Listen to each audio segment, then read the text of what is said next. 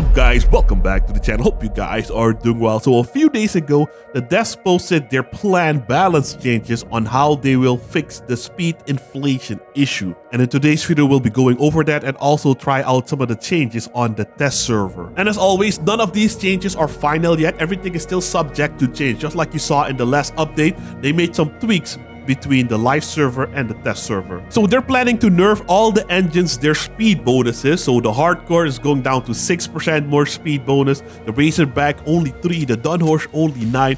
The Oppressor engine might still feel good. It's going from a 20% bonus to a 13% bonus. I always love the Oppressor engine for that. So that one might still be kind of fun to use. The Hot Rat is going from 13 to 9%. The Colossus engine is going down to 5%. The Cheetah engine will also still be pretty decent, going down from 20 to 13% speed bonus. The Golden Eagle is going from an 8 to 6% speed bonus. And the Finwheel engine, currently that gives you the highest speed bonus, is going down from 21% to 15%. So it's still gonna give you the most speed bonus out of all of the engines. The Oyabun engine is the new legendary engine that does not require energy, is going down from 17 to 11. So I think that is the engine that people are going to use the most, because the power score of that is only 200 and it's a pretty decent engine. The Pegasus engine is going down from 10 to 7. And for modules, they had already nerfed the Jackie, but now the speed bonus is going down from 4 to 3. Man, I feel like that's a little bit too much for the Jackie because they already nerfed it prior to these changes. So I'm not so sure about it. I kind of don't like that. For the Phobos co-driver, the speed bonus percentage is going down from 5 to 4%. I'm actually also not a big fan of this one. The co-driver already got nerfed a while back. They're also planning to change most of the cabins their base speed. And they mentioned that how they rework the cabin's base speed is that if you now use a light cabin with an engine, you would still have the same speed as before the changes, and builds with medium cabins and heavy cabins would become slower. But what about if I still use an engine on those builds? But I think overall, it will still be a little bit slower. Now for me, this is hilarious, but remember how they nerfed the top speed of all cabins a while back? Well, they're going back up, except for heavy cabins, of course. Now, the changes in top speed are not super massive. It's usually only +5 or -5 kilometers per hour. For example, the Duster is going from 95 to 100 kilometers per hour. The Sprinter's top speed is going to 94. The medium cabins are staying the same. And for the heavy cabin, the Darker is losing 5 kilometers per hour, and the WWT1 is losing 2 kilometers per hour. So not a massive change. For rear cabins, the Growl is now getting a top speed of 100 kilometers per hour, which is pretty nice. For the medium cabins, the Wyvern is going up to 82, so not a big change. The Bear is going a little bit slower to 68, and the Fury is staying the same. And for the heavy cabin, the Trucker, it's going down to 55 kilometers per hour. For special cabins, the Bat cabin, a Bat cabin is a light cabin? I thought it was a medium.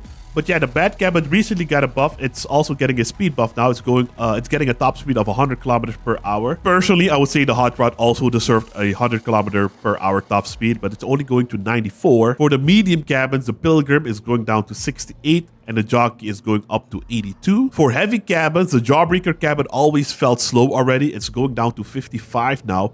And the Carapace is only going down to 62, which is still pretty fast for a heavy cabin. Moving on to the Epic cabin, we have a ton of Epic light cabins, which is kind of crazy. All of them, well, almost all of them, are going to 100 kilometers per hour, except for the Manitau. The Manitau is going to 105 kilometers per hour. All the others are 100. And wait, the Torero, they classify the Torero as a medium cabin, but it's under light category here. And the top speed is only going up to a 94 kilometers per hour, but it's literally a Lamborghini cabin. So that makes no sense to me. Hold on, let me switch to in-game real quick. Because the Torero, they switched it from light to medium cabin, if I remember correctly. Oh, it's light cabin. Okay, so they switched it back to light cabin, but the top speed is only 94. That kind of sucks. Never mind. It used to be medium cabin, but they switched it to light cabin. Yeah, so never mind. I just got a little bit confused. It used to be medium, and now it's a light cabin, but only 94 kind of sucks. The Cockpit is getting a top speed of a 105, the Aggressor cabin as well. The Dusk, Catalina, all of them are getting 100 kilometers per hour top speed, which is pretty good for light cabins. For the medium cabins, I don't expect a lot of change. Yep, only 2 kilometer changes. Yep, most of them are gonna feel very similar. The Beacon 11, oh, yep, Favorite. What about the Photon? The Photon, yep, just a slight reduction in top speed.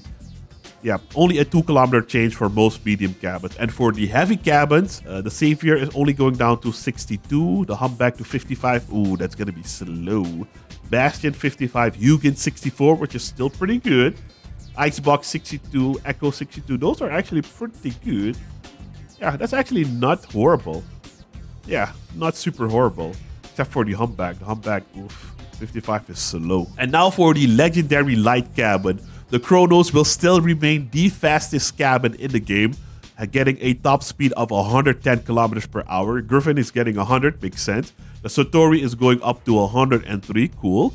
And the Cabby is going up to 105. For the legendary medium cabins, a very small change, just like the other medium cabins. Yep, minor changes to the medium cabins, so we probably won't even feel the difference. But for the heavy cabins, ooh, Machinist is going down to 55. Cohort going down to 55. Yokozuna is going to be the fastest, going down to 64 kilometers per hour. And Mars going down to 59. Actually, not too shabby.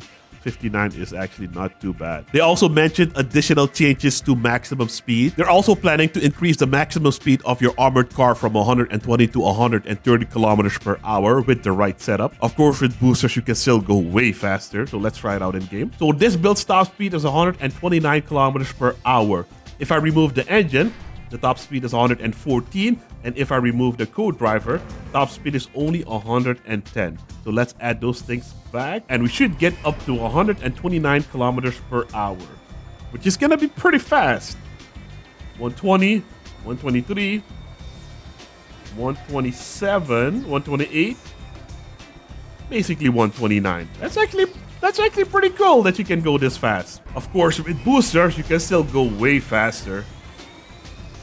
Yeah, so that hasn't changed. I'm only using 2 boosters though. Now they're also planning a very interesting change, and they mentioned that engines will now have a new parameter, bonus to movement parts maximum speed. So in game right now, we have maximum cabin speed and maximum chassis speed. That's the one they're talking about, maximum chassis speed. That's the bonus the engine will give you to movement parts with a maximum speed limit. All armored vehicles that have an engine and movement parts with a speed limit will become slightly faster if the speed of the cabin allows it. And these are the different bonuses. So still the Oppressor, the Cheetah, and the Fin will give you the highest bonus, but the Oyabun will also be pretty decent. And I'm gonna give you guys a quick example in game. I'm gonna try it out with hovers, because for hovers, it's probably gonna be the most interesting. Hovers, Icarus 7s, have a top speed or a maximum chassis speed of 85 kilometers per hour. So when I do this test, our top speed is 85, 86-ish. Oh, we're using Phobos. Yeah, okay, never mind. Let's remove Phobos. So now we should get 85 kilometers. 80. Yeah, we're getting 84. The rate is a little bit uneven. There we go, 84. Basically 85, but you don't see the number. If we now mount a Dunhorse engine, our top speed will be a lot faster. Going from 84 to 90. These hovers used to have a top speed of, I believe, 95 kilometers per hour, but you can go even higher. If I now use the Finwheel engine, which gives me the highest boost at the moment, and I also activate the Phobos co-driver, which gives me 4% more top speed, we now have a hover speed of 98 kilometers per hour. Hovers are gonna be fast again. Look at that. 97, basically 98. I don't think you can add any other. Oh yeah, we can add the Jackie. Hold on. Maybe we can break the 100 kilometers per hour top speed. The Jackie will only give me 2% if I remember correctly. No, 3%. The Jackie will give us 3%. So if you mount the Jackie to the cabin, we should get 3% more top speed. But for some reason, it's still showing 98 kilometers per hour. So I'm not sure if it's being activated. Yeah, we're still doing 98, so it's not working. The Jackie module isn't even working properly because right now, we have the boost of the Finwheel engine, the boost of the Jackie, and the boost of the Phobos. We should get more than 100 kilometers per hour, but we're not hitting it. Now, what you can also do is some cabins you can upgrade for more top speed. Let me see if I have one of those cabins. More power. All right, our Griffin cabin here has 3% more top speed. Let's see if we can break that 100 kilometers per hour. Still, it won't do it. That's kind of odd. it's still stuck at 98, which is kind of weird. Hold on, let me. Oh no, silly me. You know why? No, my bad, guys. Silly me. The engine only gives chassis speed to your movement part, not your overall build. So even if we add the Jackie, we will still only hit 98 unless I use different movement parts. Sorry about that. All this stuff is still a bit new for me. So let's use, yeah, see, there we go. Now we get a much higher top speed. I use Uabakis in the bag. So now a build like this will have a top speed of 122 kilometers per hour. That's actually not too bad. That's actually kind of cool. But if I use hovers, it won't matter if I use a Jackie or not, because the hovers get a buff from the type of engine I'm using. But still, 98 kilometers per hour for a hover build is not too shabby. You know, to think about it, it used to be 95, it went down to 90 or 85, and now, but if we strafe, oh, still doesn't increase. Because I know with the omnidirectional movement part, if you strafe, your top speed goes slightly higher. 95 is not too shabby. 95 is not too bad. They also mentioned something here about wheels turning. They're planning to increase the dependency of wheel turning speed on armored vehicle mass. Now wheels on light armored vehicles turn to their maximum angle a little faster and heavy ones a little slower. And they also plan to increase the maximum penalty to the turn angle of the rear wheels. Previously it was 50% and it was achieved by installing 2 rear steering wheels. Now it's 75% when 6 or more rear steering wheels are installed. The penalty remains exactly the same for 2 wheels. And also some additional changes. The effect of mass on acceleration of heavy cabins increased by 9%. This change will slightly reduce the acceleration of heavy armored vehicles. And they will give the Golden Eagle engine a different perk. So right now in game, the Golden Eagle does not have a perk. I was hoping to get to see what kind of perk we got, but we see nothing here. Over here, I have a pretty heavy build, 19,301 kilos. But honestly, the acceleration still feels the same. It still feels pretty alright. Maybe you'll notice it with heavy spider build or meat grinder builds. I think those builds might suffer from it a little bit more. As for the turning angle change, let's see if we can see the difference. So this is only 2 steering wheels in the back. Yeah, this seems optimal. This is with 4 steering wheels in the back. Yeah, you can already see it's a little bit less. And this is with 6 steering wheels in the back. Yeah, definitely a lot less steering in the back. Alright, interesting. I wonder if it also happens in the front. Nope, it doesn't look like the front angle is affected at all. The rear steering is just very slow compared to the front steering now. I think they're doing that to fight off those builds with a ton of steering wheels around the build. I don't have one over here, but I've seen them. They're not really my favorite, but I guess they work a little bit too good. So they're planning to nerf that as well. Now I got one more surprise for you guys. Technically it's a leak, but it's also not a leak because this is the public test server. But we get a look at the new epic MINELAYER, the little brother of the Fortune, the Doom MINELAYER. That's actually kind of a cool name. I don't see anything new here besides that. Apparently it's coming in some kind of new pack. Last time I leaked something, I got in trouble, but this time, this is on the public server, so I cannot use it. I cannot show you it.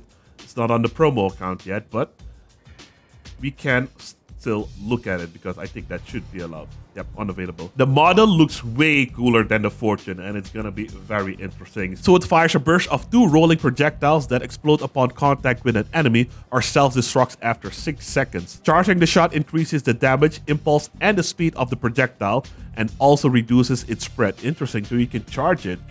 Ah, cool. I kind of hope that they give the Fortune that feature as well. If you just click it, it fires as it just fires right now. But if you charge it, it fires a little bit more accurately and further. I think that is something that the Fortunes does need, because the Fortunes are kind of boring right now. And the perk says, after the initial explosion, a part of the projectile bounces off, preserving 50% of the blast damage. Interesting. So it explodes and splits off and does an additional explosion on something else or something like that. But yeah, this is the Doom. Looks pretty good. Yeah, it looks pretty awesome. Pretty awesome. So that was it for today's video, fellas. I hope you guys enjoyed. If you did, I hope I earned a like and a subscription to the channel. If you guys want to see more or just want to support me a little bit extra, you can do that by watching another one of these videos over here, and I'll see you there in a minute. Thanks for watching. Have a great day. Peace.